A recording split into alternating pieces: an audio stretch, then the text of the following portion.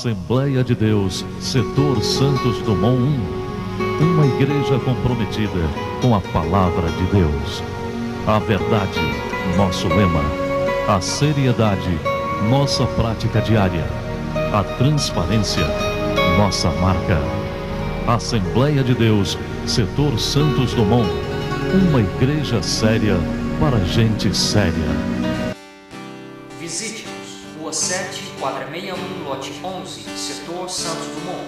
Fone 0 operadora 62 3297 5544. Who made the mountains? Who made the trees? Who made the rivers flow to the sea? Then who sends the rain when the earth is dry? Somebody bigger than you and I. Who made the flowers to bloom in the spring? Who made the sun?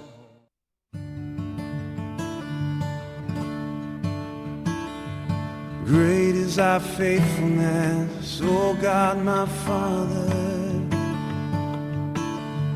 There is no shadow of turning with thee.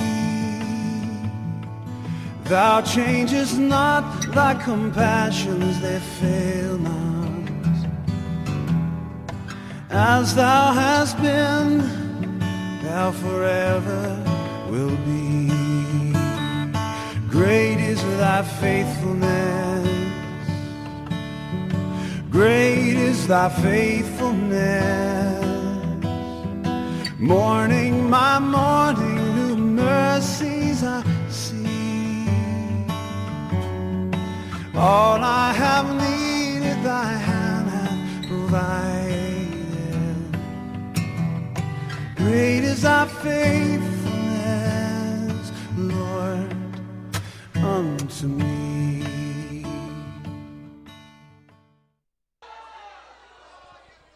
Graças a Deus. Meus irmãos, vamos de pé. Louvado seja o Senhor. Capítulo 3 de Mateus.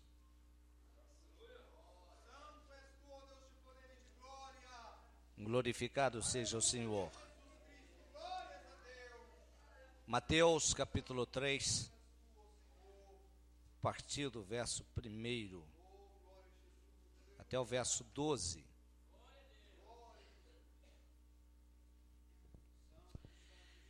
Naqueles dias apareceu João Batista pregando no deserto da Judéia,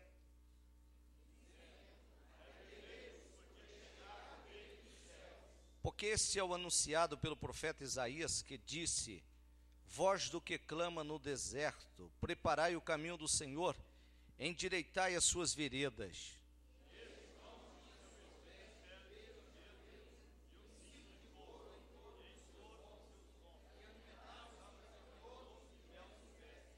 Então ia ter com ele Jerusalém, toda a Judéia e toda a província adjacente ao Jordão.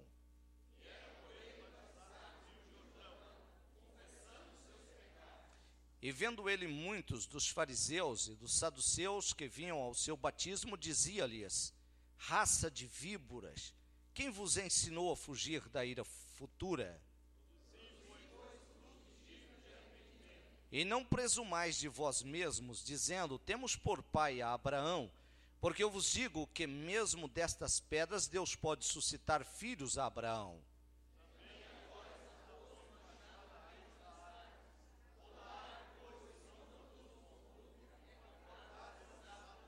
E eu, em verdade, vos batizo com água para o arrependimento, mas aquele que vem após mim é mais poderoso do que eu, cujas alparcas não sou digno de levar. Ele vos batizará com Espírito Santo e com fogo.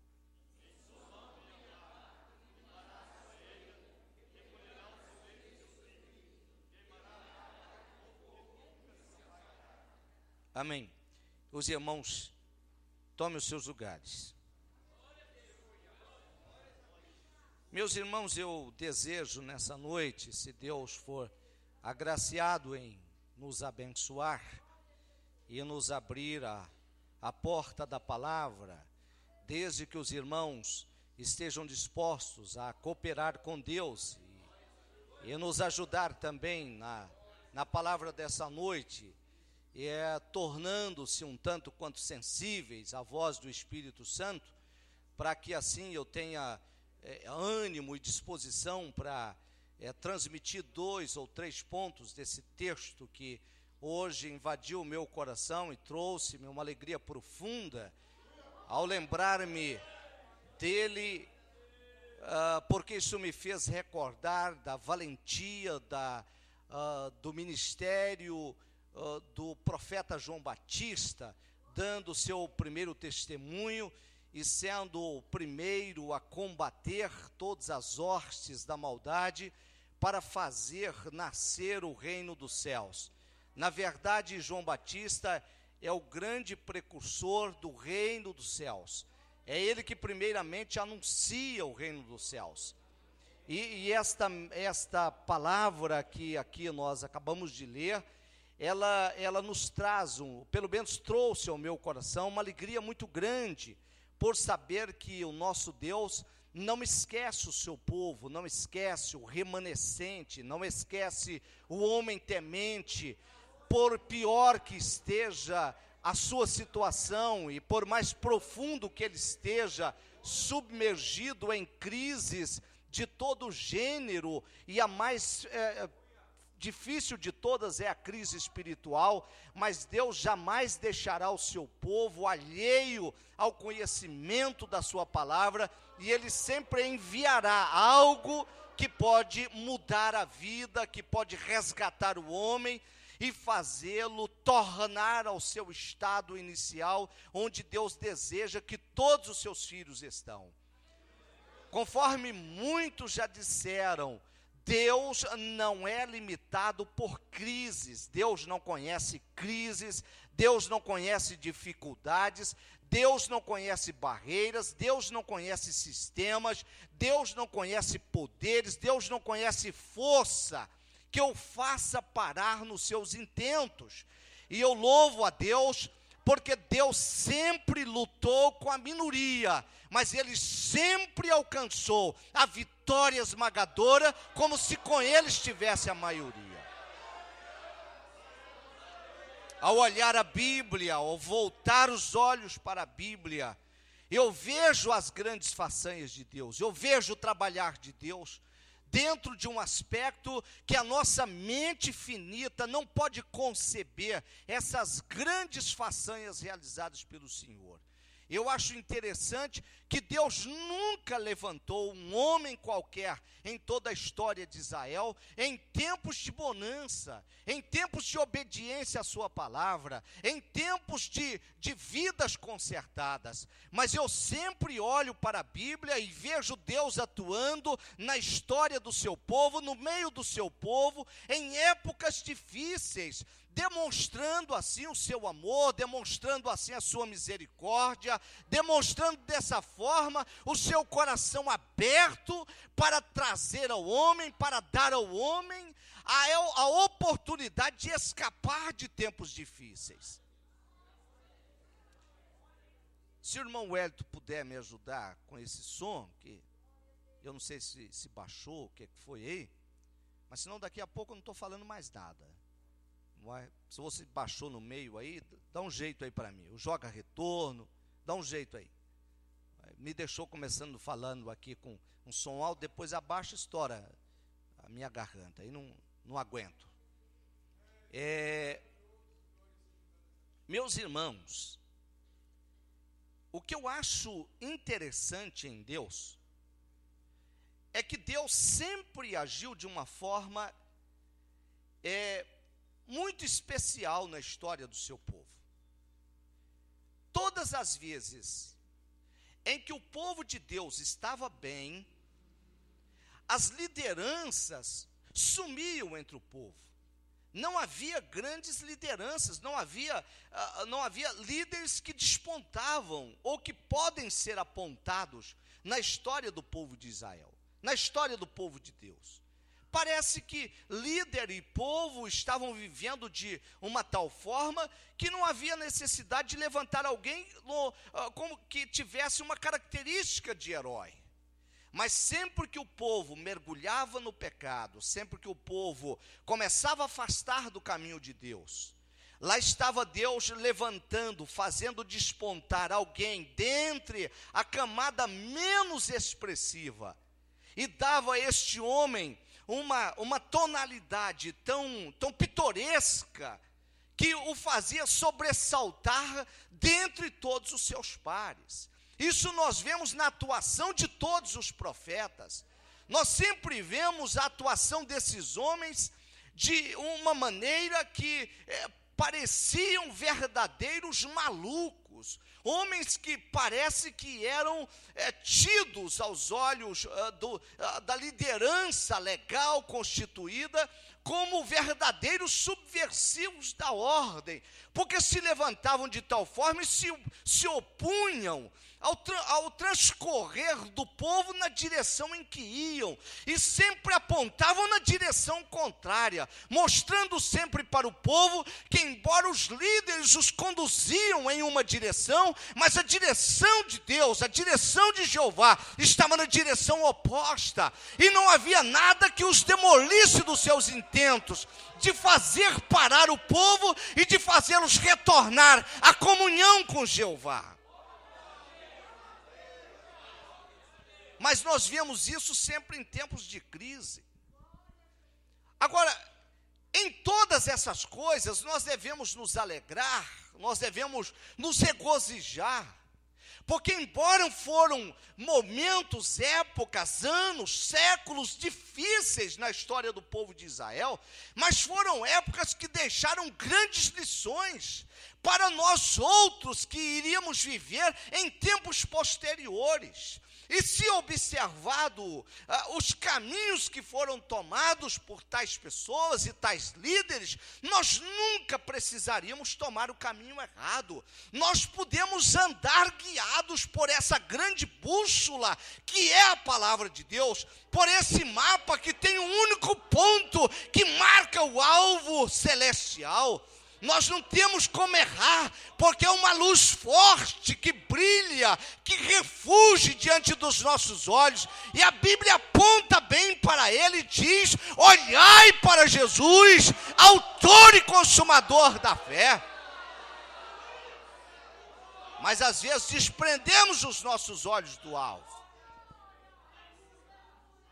e é preciso haver alguém que tenha coragem, alguém que é especialmente chamado, alguém que é de uma forma peculiarmente usada por Deus para fazer tal pessoa emergir do meio da multidão de cegos e obcecados pelo erro e pelo pecado, para fazer parar uma turba, uma multidão que caminha com a maioria, que caminha, porque para muitos o caminhar com o mundo é melhor do que o caminhar com Deus.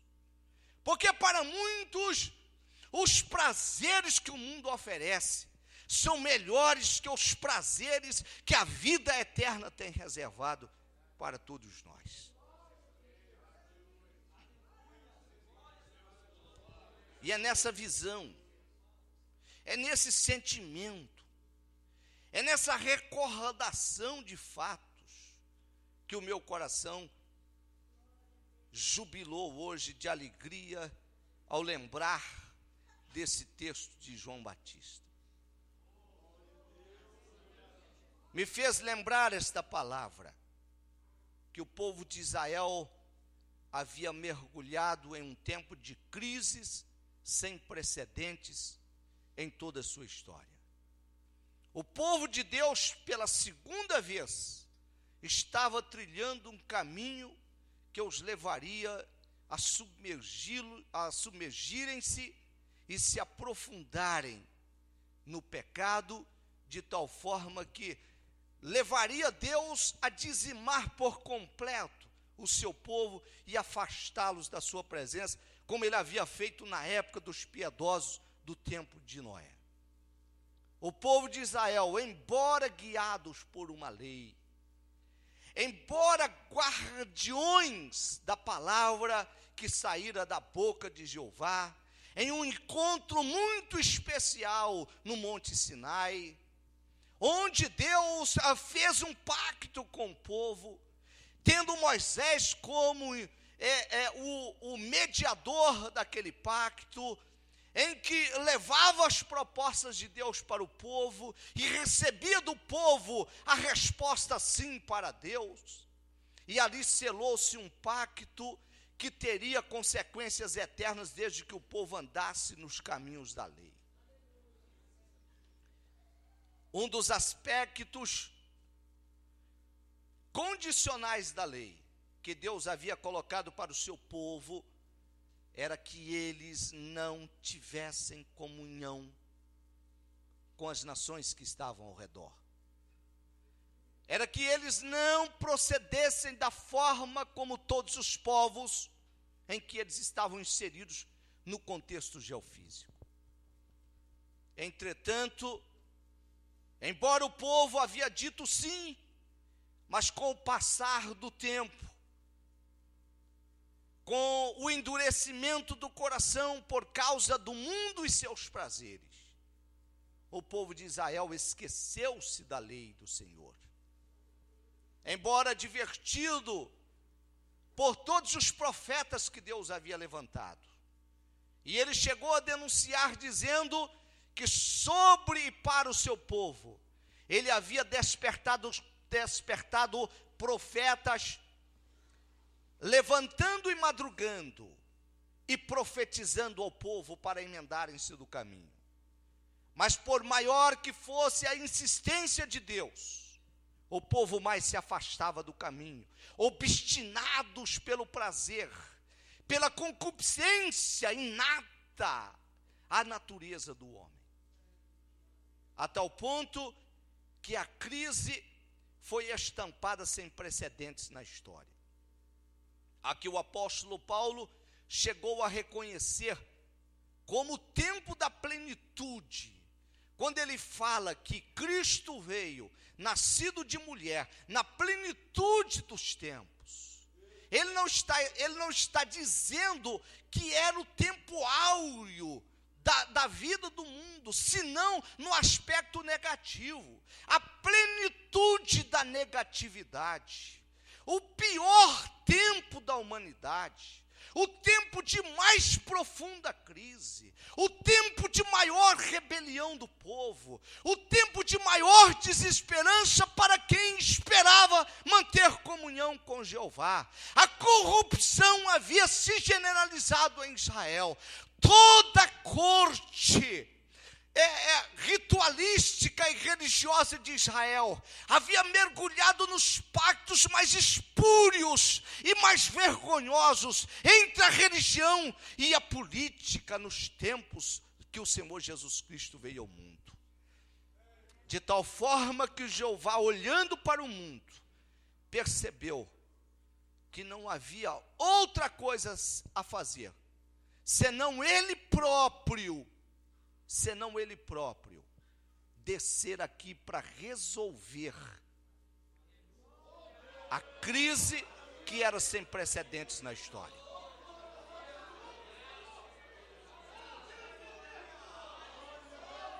Não era mais possível retornar o povo por meio de profetas, como ele fizera na época de Samuel, como ele fizera na época do rei Josias, como ele fizera na época de Daniel, na época de Esdras, na época de Neemias. A crise se avolumara, o sistema religioso se corrompeu. Agora, só Jeová, o próprio Deus,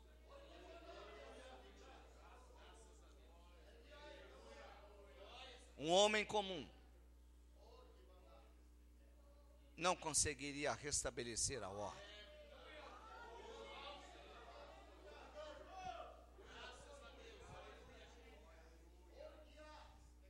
Sherabai do Idegeshan Stapen for Benai.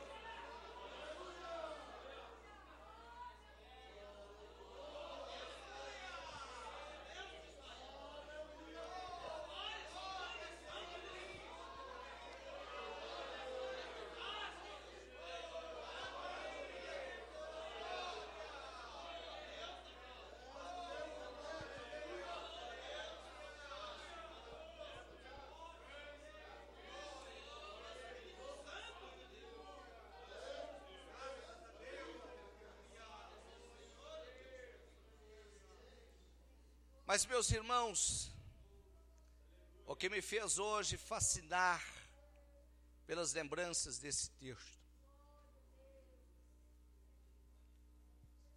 é que eu me recordei de todo o agir de Deus. Como é que mesmo em tempo que somente Ele, Deus, poderia resolver as questões, Ele ainda lançou mão da cooperação de um homem.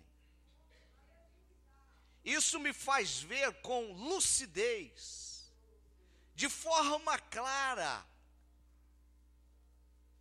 que se nós quisermos, Deus ainda pode agir por nosso intermédio.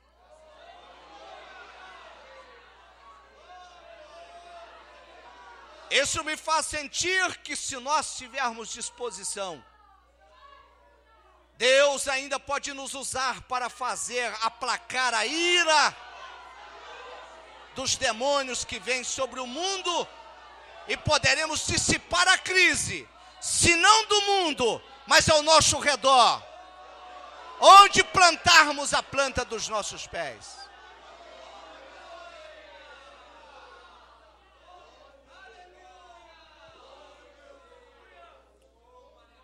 Deus só não pode fazer mais nada quando acontece o que está escrito no Salmo 14, que a Bíblia diz que olhou Deus dos céus à terra para ver se acharia um homem que tivesse entendimento e buscasse a Deus, mas não encontrou ninguém. Todos se fizeram inúteis e se desviaram. Quando não há um homem disposto, quando não há homens que estejam comprometidos com Deus e com sua palavra, que estejam dispostos, ainda que com pena de sucumbir na vida neste mundo, para fazer emergir a glória de Deus na terra.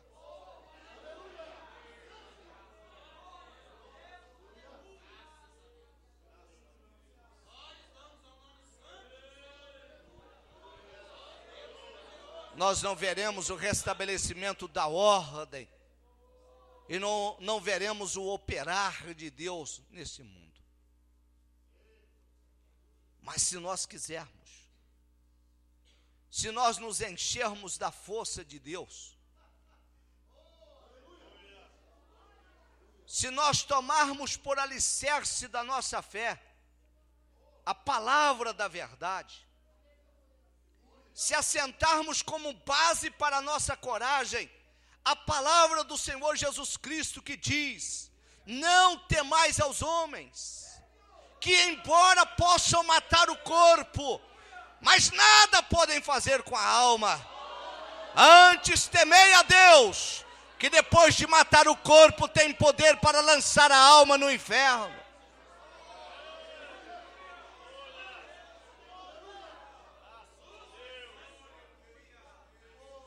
E se nós lembrarmos que devemos resistir o pecado, como diz o escritor, resistindo até o sangue, pois diz-nos o escritor: vós ainda não tendes resistido até o sangue. Se tivermos essa disposição, com certeza nós haveremos de impactar as pessoas que nos ouvem, as pessoas que nos conhecem, e aqueles que não nos ouvem, e aqueles que não nos conhecem, ouvirão falar de nós, e haverão de sentir o impacto do Espírito de Deus, que estará repousando sobre as nossas vidas.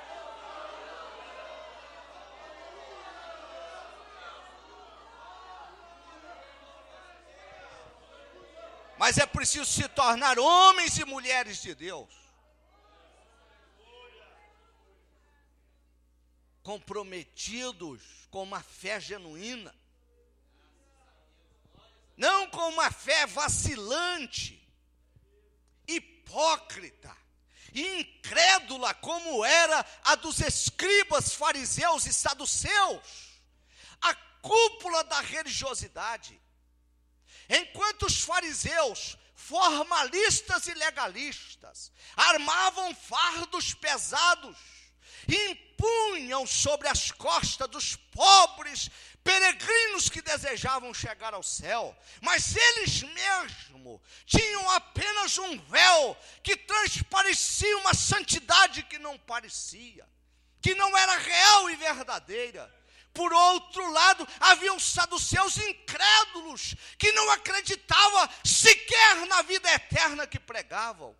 Enquanto que os escribas se gabavam e se jactanciavam de serem conhecedores da Bíblia, mas era apenas conhecimento da letra, mas não possuía o amor que regenera e que transforma e que demonstra a verdadeira misericórdia de Deus.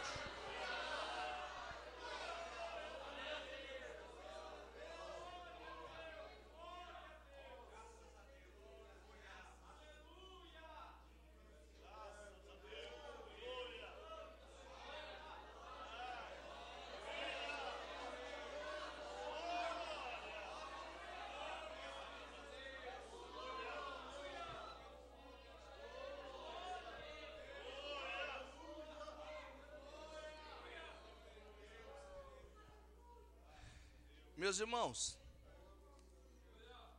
eu estou quase mandando umas pessoas sair daqui de dentro da igreja para não me atrapalhar a pregar, porque eles estão tão desanimados que a hora que eu olho para eles eu perco a inspiração.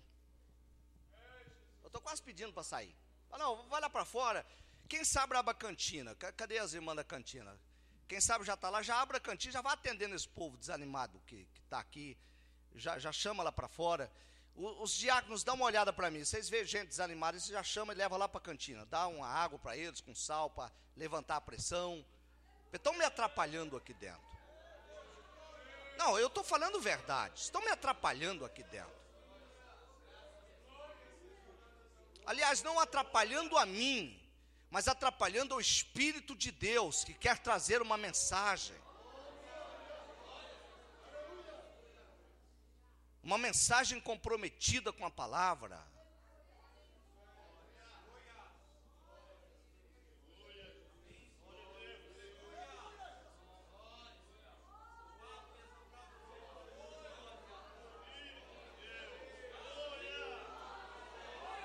Sabe que eu não vou parar de pregar agora, porque eu tenho medo de acontecer comigo como aconteceu com Moisés, que por causa do povo fizeram ele pecar.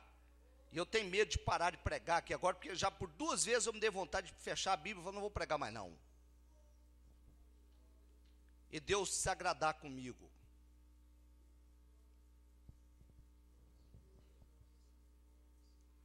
Já pensou o que você está fazendo? Fazendo eu parar uma mensagem, por causa do seu estado aqui dentro.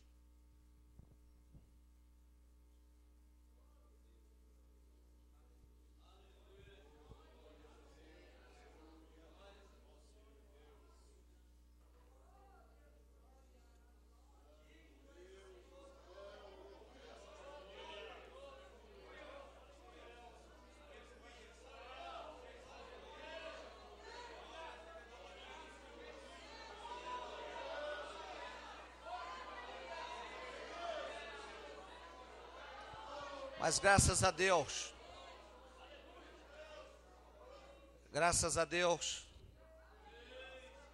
porque o Senhor chamou João Batista. É interessante que 6 meses antes de Maria conceber, Deus enviou um anjo e anunciou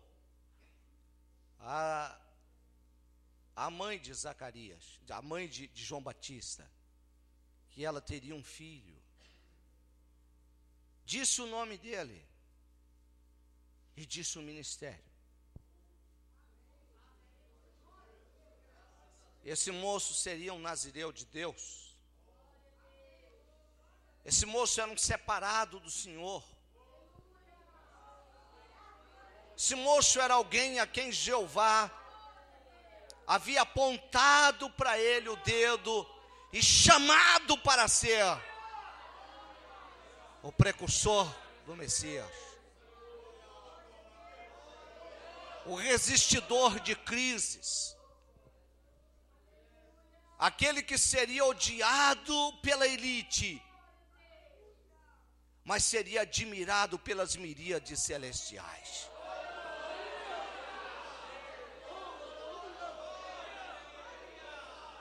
Um homem sozinho, solitário, sem amigos, sem família, vivendo no incômodo dos desertos, debaixo do sol escaldante do deserto da Judéia, vestindo-se da forma mais simples possível, comendo aquilo que a própria natureza oferecia, sem nenhum requinte, mas disposto a não ter nenhum projeto de vida, para que os projetos de Deus fossem realizados através dele.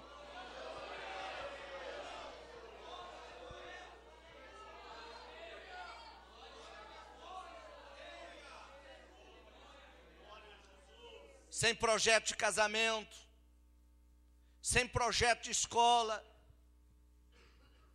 sem projeto de vencer na vida profissional, mas fazendo dos projetos de Deus o seu único objetivo de vida.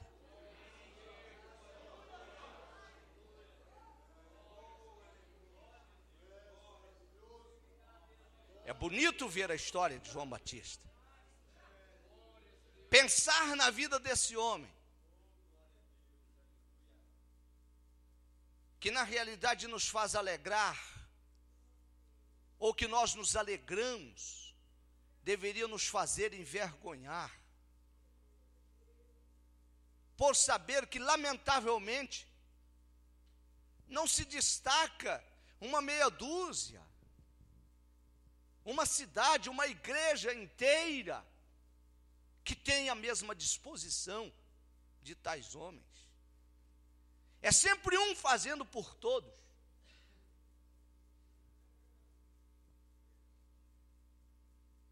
Sabe, são tão especiais aqueles que se deixam ser tomados pelas mãos de Jeová, que nós deveríamos desejar isso como a coisa mais profunda e ardente que as nossas almas desejariam. Ser usado unicamente por Deus e nada pelo mundo. Ver a vida desse homem totalmente vivida a serviço de Deus. Como gostaríamos de ser o Batista? Principalmente se tirássemos esse episódio da perda da cabeça da vida dele. Aí que gostaríamos mesmo. E isso demonstra que, na realidade, o nosso grande desejo é fazer grandes demonstrações de poder através do poder de Jeová, através do poder de Deus. Na verdade, o que nós admiramos em João Batista é a unção que ele possuía, e não o compromisso que ele tinha com Deus. Ser João Batista, no efetivo exercício do seu ministério, todos querem ser. O que nós não queremos é o ministério do Batista, porque o ministério do Batista é o ministério da rejeição, é o ministério da solidão, é o ministério da depreciação humana, da baixa estima, da angústia e da depressão para realizar a obra do Senhor. Porque foram essas coisas que Batista experimentou. No pior momento da sua vida, aprisionado. E como homem, no aspecto por um momento é revelado a sua natureza humana, desconfiada, insegura. Dentro de uma masmorra, ouve falar dos feitos de Jesus, sabedor que era ele, de que era o precursor do Messias, a quem ele havia sido enviado para preparar o caminho do Senhor, e na sua cabeça o Senhor viria depois como um rolo compressor, convertendo todo mundo e colocando Roma para afastar-se das terras da Palestina. Nasce um fio de esperança no coração de João Batista, pensando, ele virá com um exército para me tirar desta prisão. Que nada, os dias passam, e o Batista preso. Evidentemente, embora a Bíblia não seja clara nisso, mas é claro que sabemos, o João Batista questiona com seus discípulos, dia após dia. Mas ele não sabe que eu estou preso. Não virá ele para me socorrer. Não está ele agindo para colocar em fuga os nossos inimigos.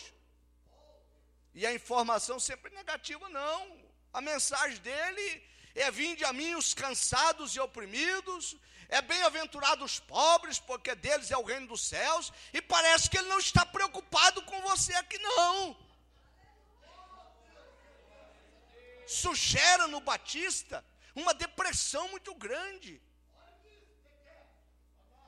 É aquela depressão que gera em nós, embora não aprofundados em um ministério tão profícuo como o João Batista, mas às vezes no início, no limiar de um grande ministério, nós já desanimamos logo. Ah, Deus não está comigo.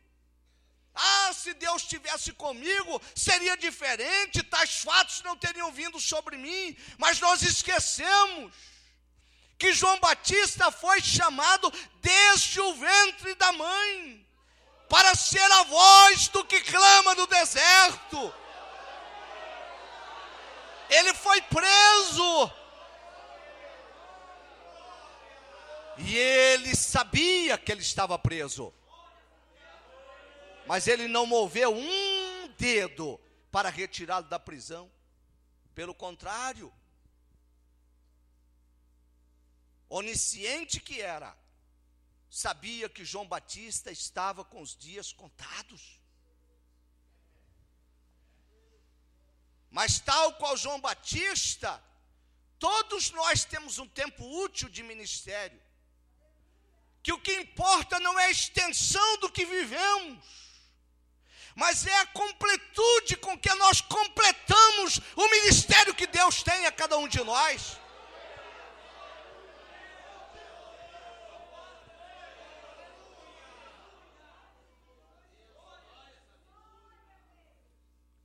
Cada um de nós nascemos com um tempo útil para produzir para Deus no tempo que temos para produzir um ministério completo para o Senhor. Terminado o nosso ministério, não há mais nada o que fazer aqui.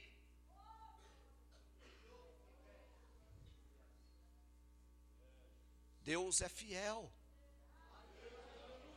Para que deixar João Batista sofrendo aqui, submetido à possibilidade de queda pela corrupção do mundo, pelas fraquezas que o rodeavam, se ele já havia feito o seu trabalho, se o Senhor agora já estava pronto para assumir o ministério à dianteira, e somente ele poderia fazer o que ele fez? Para que deixar João Batista aqui? Agora, o tipo e a forma que um profeta morre, não cabe ao profeta escolher, mas aquele a quem chamou para ser profeta.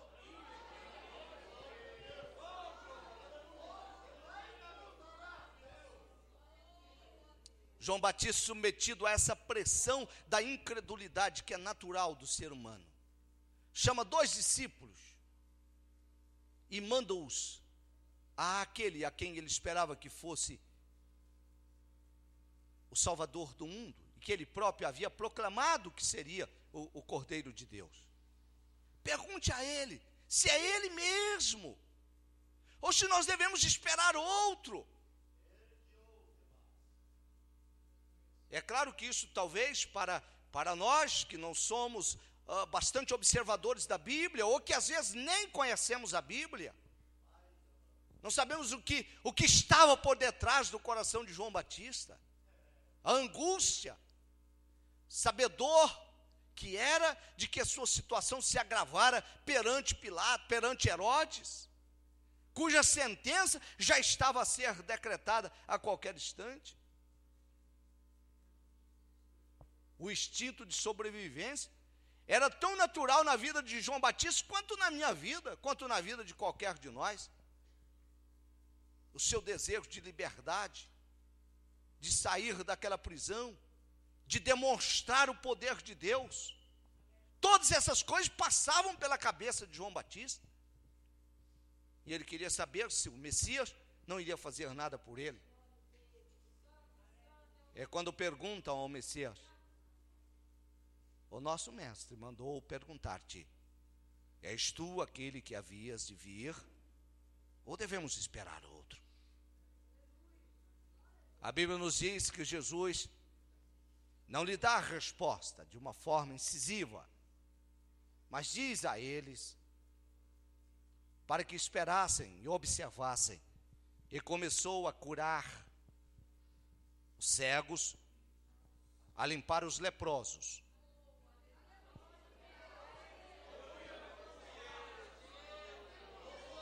a levantar os paralíticos, e mandou apenas uma palavra de esperança a João Batista: vá agora, João, e diga a ele o que vós tendes visto.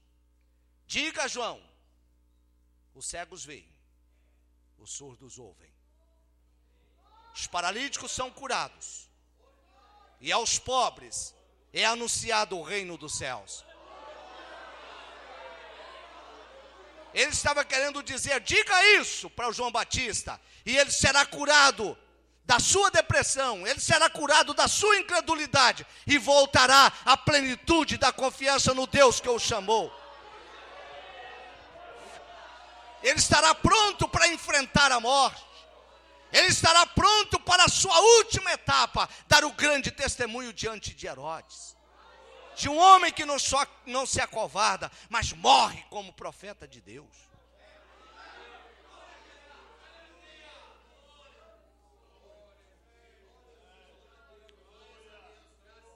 Meus irmãos, esse João Batista foi um homem obcecado por Deus. Ele cresceu com uma mensagem sendo inculcada na cabeça dele. Desde quando, certamente, ele aprendeu a falar, isso não está escrito. São coisas que vêm à minha cabeça por uma questão lógica. Ele ouvia a mãe dizer-lhe, como boa judia e boa mãe que era, ensinadora do filho: meu filho, você é escolhido de Deus. Para quê, mamãe? Porque você é anunciador da chegada do Messias.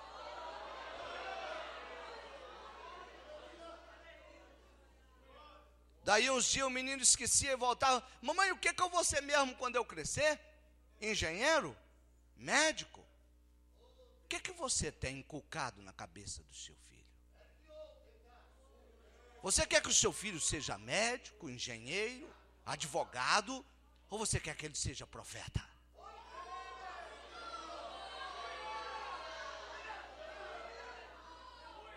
O que você inculca na cabeça do seu filho?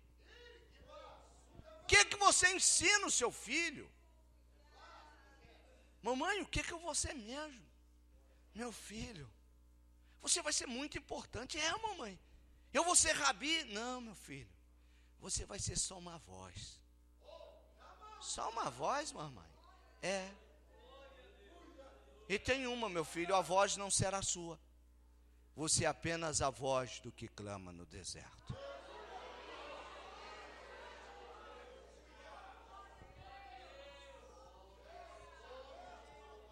Meu filho, a sua vida e ministério consistirá apenas em anunciar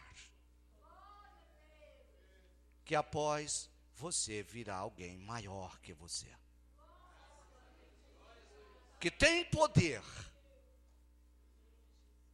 para restaurar e dar a vida, ou para matar.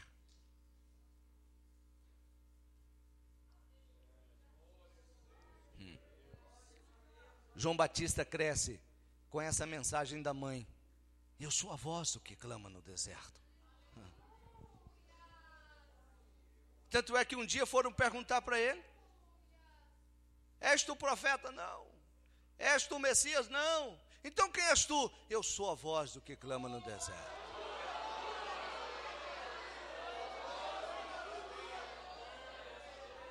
Eu estou aqui para levantar a minha voz e dizer ao mundo: mundo, você está errado.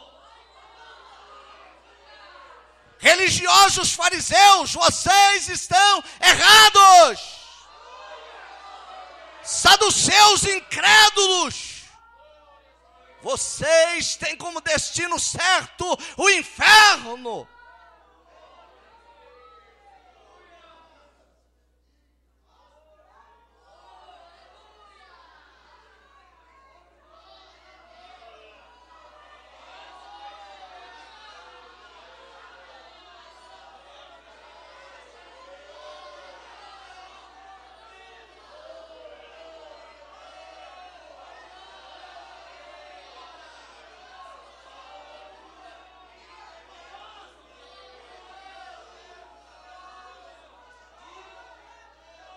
Meu irmão, minha irmã, se encha da coragem que repousava sobre Batista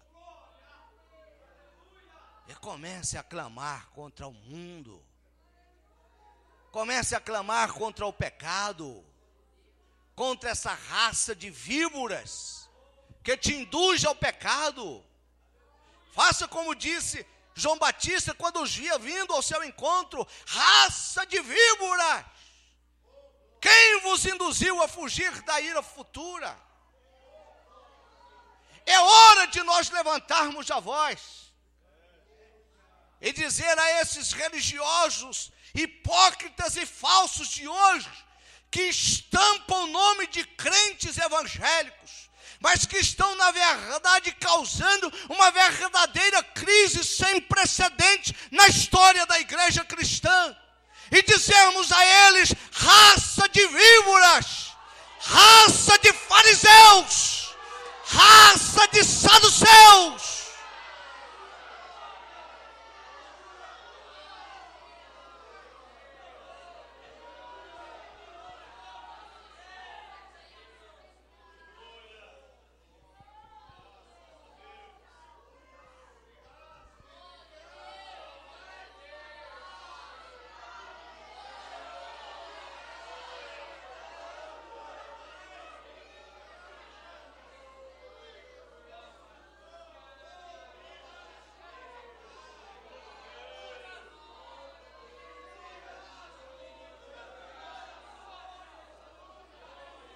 Só que para isso, é preciso ter coragem e determinação de viver isolado.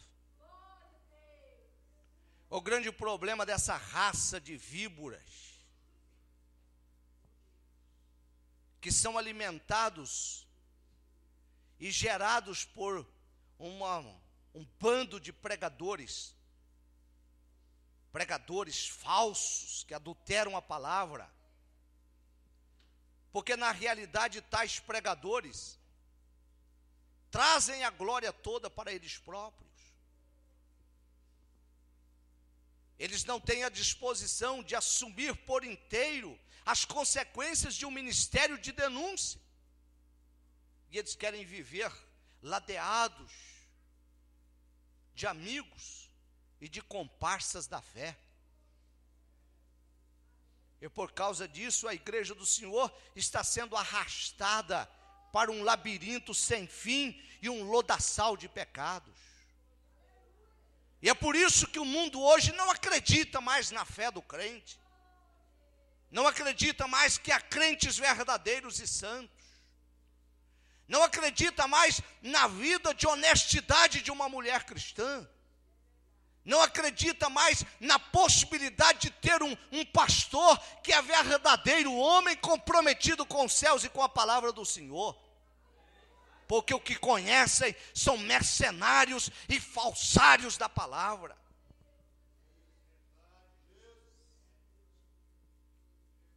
E não há quem os denuncie, porque nós não queremos viver no incômodo dos desertos, mas nós queremos viver no acondicionamento agradável dos palácios reais. Nós queremos ter o nosso ego massageado pelos elogios infernais que são tecidos a cada boa mensagem que fazemos o povo delirar diante das falsidades e ilusões que vendemos a eles por um preço bem alto de uma palavra mal pregada. E por causa disso, a palavra de Deus é omitida dos púlpitos. E aqueles que ousam pregá-la são a cada vez mais afastados e banidos da tribuna do debate e da tribuna da denúncia. Mas se hoje nós tivermos a coragem de nos posicionar diante do Deus que nos chamou, quer seja para uma vida inteira, quer seja para alguns poucos anos, para uma década ou duas de ministério, e nos apresentarmos a Ele, convencidos de que com Ele é melhor ter poucos anos de vida do que sem Ele viver uma centena de anos. Nós haveremos de impactar o mundo com a nossa posição em Cristo.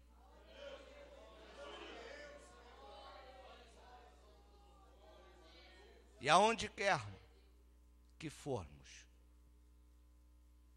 a nossa luz brilhará a tal ponto que ofuscará as trevas daqueles que vivem dentro delas.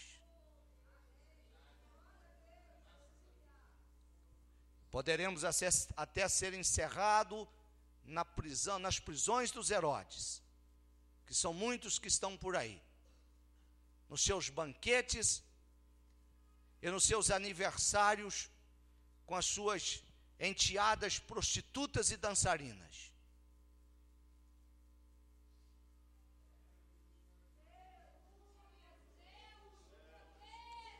Mas estaremos livres para voar ao paraíso de Deus.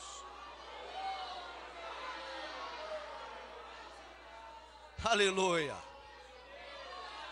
Aleluia!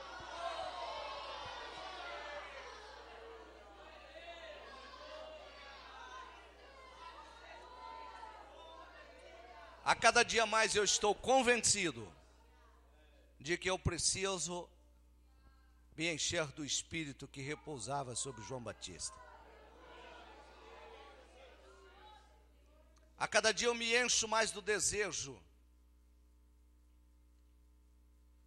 de ser para esse mundo como foi Batista para o mundo do seu tempo.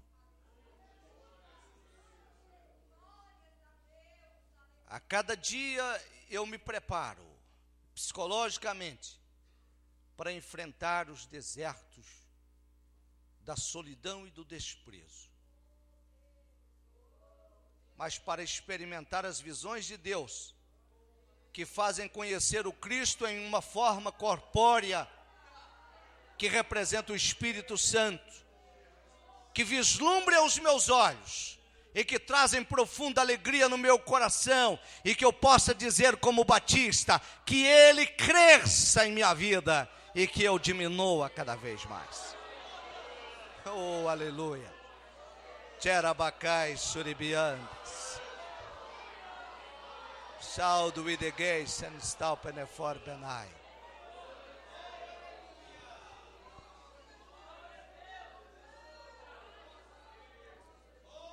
Seja você, meu irmão, minha irmã,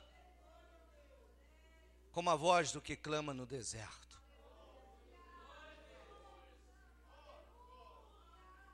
Denuncie as víboras que estão ao seu redor. Meus irmãos, é uma coisa que eu sempre combati e que agora vem com ímpeto forte ao meu coração. Enquanto em tempos passados,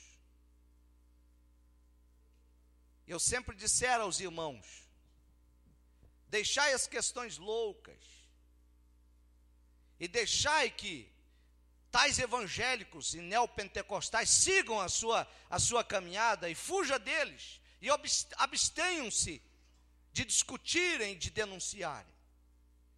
O ímpeto que vem agora ao meu coração é dizer aos irmãos, diga a eles, quem lhes induziu a fugir da ira futura.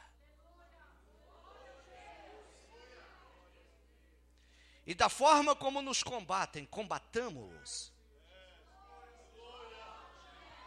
E da forma como zombam de nós, façamos como Elias. Acreditamos no nosso Deus, que é o único que faz descer o verdadeiro fogo sobre a lenha molhada.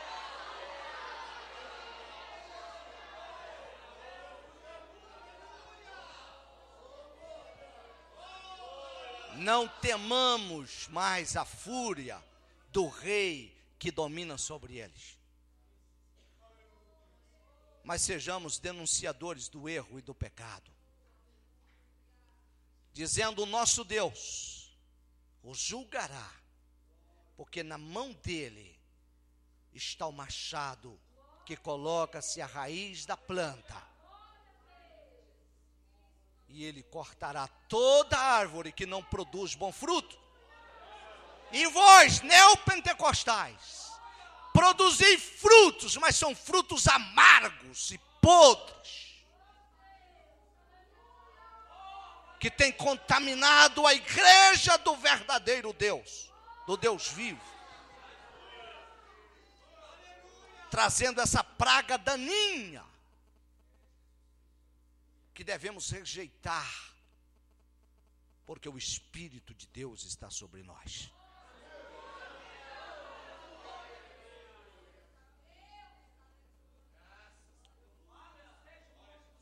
Se nós aceitarmos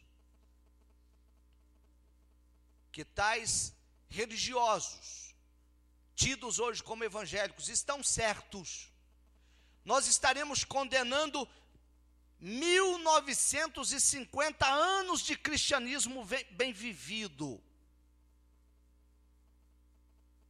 dentro de um caminho estreito, passando por uma porta estreita. Estaremos desconstituindo a Bíblia como verdade de Deus. E estaremos selando as mentiras de Satanás como verdade. E a justiça de Deus sendo transformada em justiça. E fazendo com que se crie um tribunal para julgar e condenar o próprio Deus. Mas se acreditamos que Deus é o Deus da justiça, e que Ele ensinou que o caminho da verdade reto é o caminho estreito, então nós temos que rejeitar e denunciar toda a ordem de mentiras que Satanás tem trazido por meio dos neopentecostais.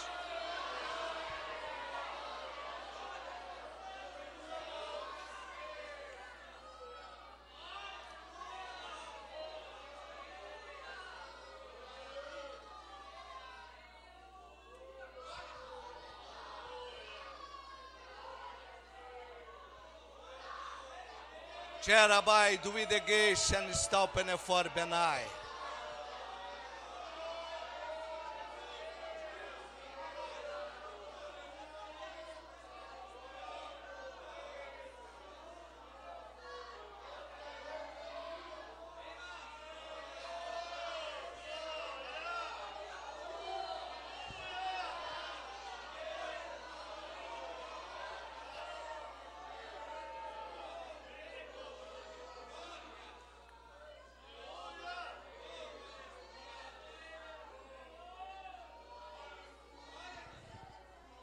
Se continuarmos calados, nós estaremos sendo omissos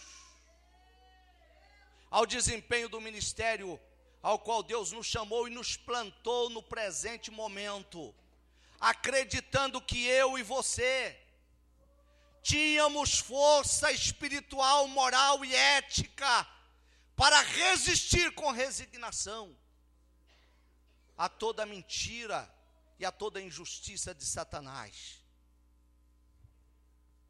Se quedarmos calados, nós estaremos pactuando com todas as mentiras vociferadas pelo inferno, que entram em nosso meio em formas de sermões bem pregados e articulados por mentes vis que não conhecem o Senhor da glória e que nunca tiveram uma experiência real e verdadeira com o Senhor dos exércitos.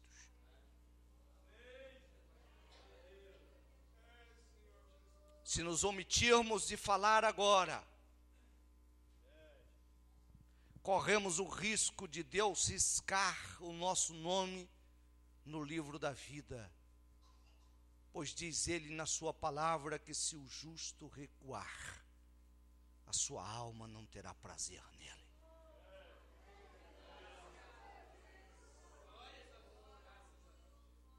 Eu quero me revestir de força, de ânimo e da graça de Deus, para enfrentar o ódio, para enfrentar o desprezo, para enfrentar a zombaria, para ser execrado, para ser destituído daquilo que faço dentro de uma agremiação organizada e formal,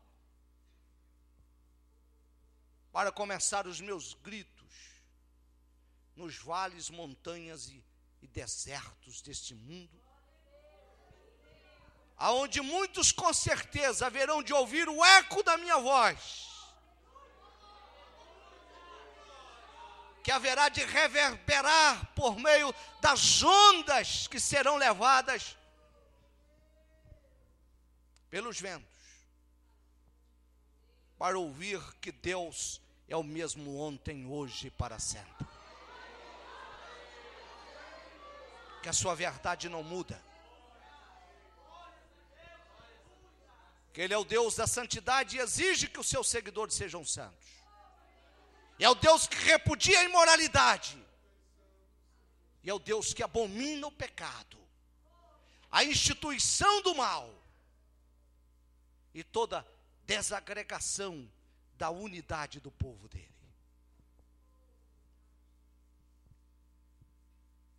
Se nós estivermos de acordo com esses movimentos e chamarmos tais comunidades, tais membros de comunidades como irmãs, nós estaremos autenticando o pecado do diabo e ele terá que ser perdoado, porque todas essas comunidades surgiram pela rebelião de homens que alimentaram o desejo e a exaltação no coração, desejando ser tal qual Deus é.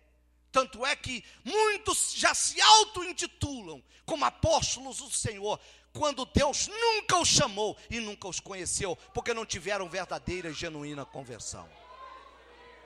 Aleluia! Oh, aleluia!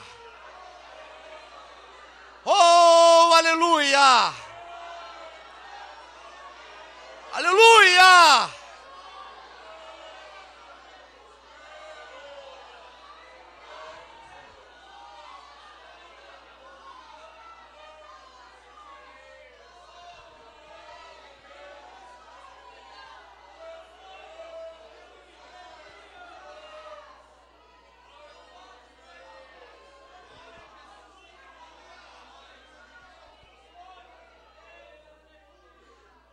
A partir de hoje, aqueles que tiverem coragem de assumir uma posição em Deus, ainda que venham consequências as mais terríveis possíveis, mas que tiverem a coragem de combater o erro, de denunciar as mentiras e injustiças do inferno, terão o meu apoio. Tudo dentro de um aspecto ordeiro e submetido à palavra de Deus. Mas que combatam o pecado. Se você tiver coragem de dizer a essas comunidades perversas que nos rodeiam, levantar o dedo em riste e dizer-lhes: convertei-vos, filhos do diabo, terão meu apoio, meu respaldo, com os parcos conhecimentos bíblicos que tenho, para quedar-me ao seu lado como advogado da verdade, para te defender naquilo que for possível fazer uma defesa humana.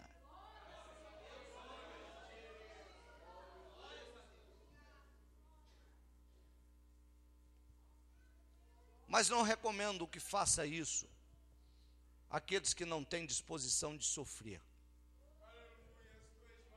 e de sofrer marcas profundas, que por certo vão corroer os seus sentimentos de autoestima,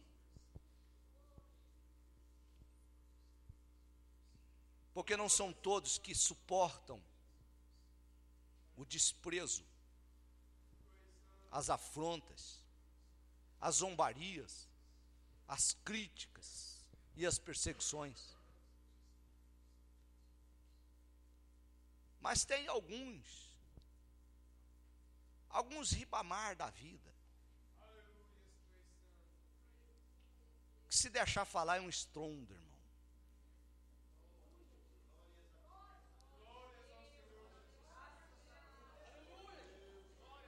Quando o Ribamar pega o microfone, o diabo fala: esse aí não, deixa esse aí falar não. Se ele falar, Deus me livre. Quem é que vai pregar? O Wesley. Não. Deixa o Wesley pregar, não.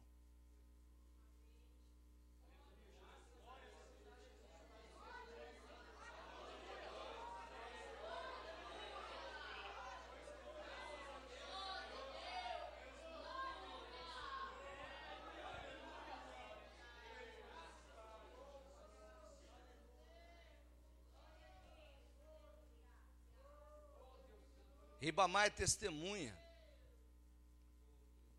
que eu mesmo, em outras ocasiões, com ímpeto de protegê-lo, já disse algumas vezes: Ribamar, devagar, desacelera.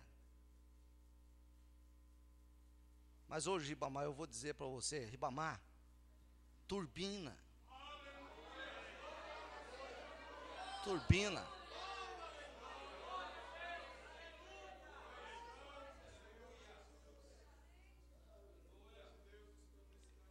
Wesley, combata o bom combate. Use o seu conhecimento na radicalidade da verdade, no aprofundamento da raiz mais profunda que existe na palavra de Deus.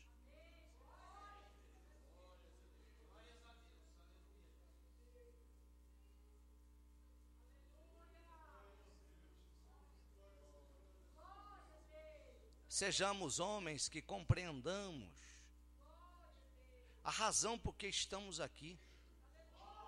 Em 2007, na plenitude da crise do cristianismo,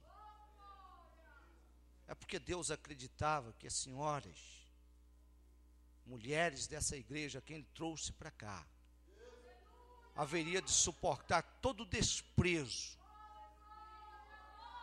daquelas que a partir de hoje nem chamam mais de primas, porque nada tem conosco, e resistiriam às ilusões e vaidades que esse mundo oferece. Sairiam ao mundo na esperança de Deus, dando testemunho e fazendo o mundo se enfurecer com a sua aparência, que para eles pode ser uma coisa sem estética e horrível, mas que aos olhos de Deus, você não será chamada como filha dos homens, mas como filhas de Deus. Que não fará os homens se corromperem,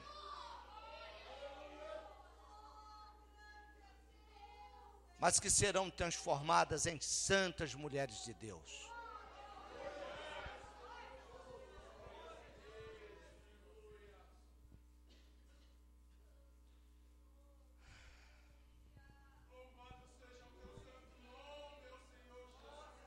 Transforme-se num profeta nessa noite.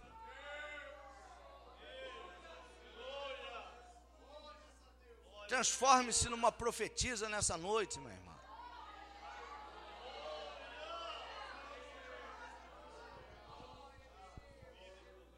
Se não temos mais como ser precursor do Messias, da primeira vinda do Messias, sejamos precursor do arrebatamento da igreja. Dizendo àqueles que têm no fundo do coração um desejo, uma fumacinha de um borrão que fumega, de vontade de ser arrebatado, sejamos precursor do arrebatamento. Digamos a eles, esse não é o caminho do arrebatamento. O caminho do arrebatamento é o caminho que seguimos. Falemos como Paulo disse, sede os meus imitadores como eu sou de Cristo.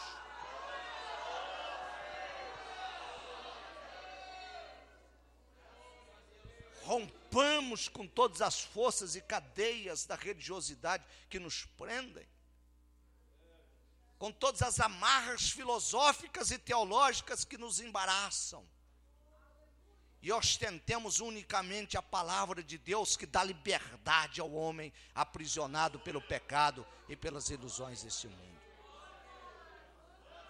Terabacanta na mais churibianos.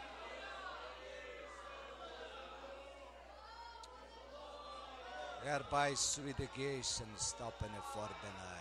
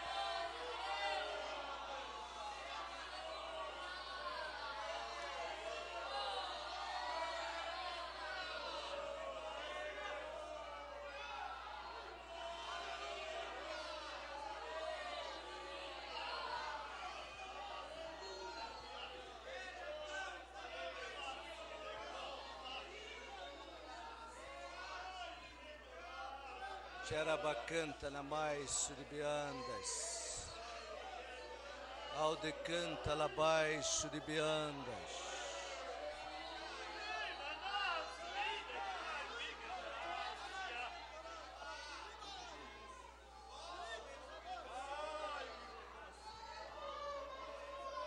Vamos meditar na letra desse hino enquanto glorificamos a Deus.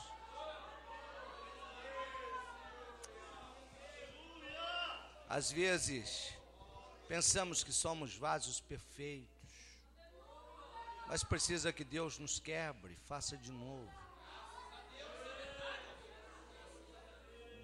Se nós permitirmos que Deus nos quebre pela palavra, do conhecimento e da verdade, não precisamos ser quebrados de outras formas. O primeiro método e a forma indolor de Deus transformar-nos em precursores da verdade é ouvindo a palavra e colocando-a em prática. De outra forma, Deus terá que usar outros meios que acabam sendo doloridos fisicamente. Ouçamos o hino enquanto nós glorificamos a Deus. Continue exaltando a Deus no seu coração, na sua alma. Pode cantar.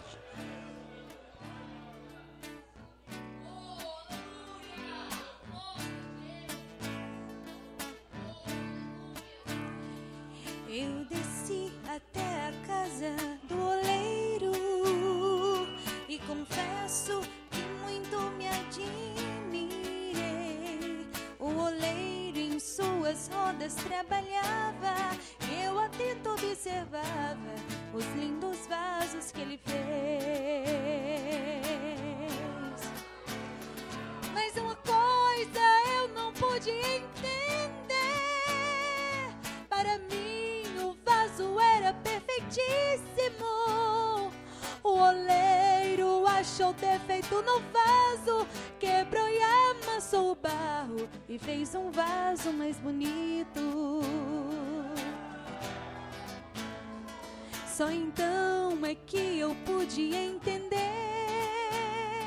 o motivo de eu ali ter descido. Foi pra ver que não sou nada mais que um barro, e através daquele vaso Deus então falou comigo. Só então eu ouvi a voz do Senhor que me disse: eu sou o Deus poderoso. Te levei ali só para te mostrar que eu posso te quebrar e te fazer um vaso novo. O oleiro hoje está neste lugar. O seu nome é Jesus maravilhoso. Muitos vasos ele hoje vai quebrar, amassar e transformar, para depois jogar no fogo. E depois que o fogo santo te queima, tu serás um vaso novo e verdadeiro, para toda boa obra preparado. Tu serás sempre usado nas mãos santas do oleiro. E depois que o fogo santo te queima, tu serás um vaso novo e verdadeiro, para toda boa obra preparado. Tu serás sempre usado nas mãos santas do oleiro, nas mãos santas do oleiro.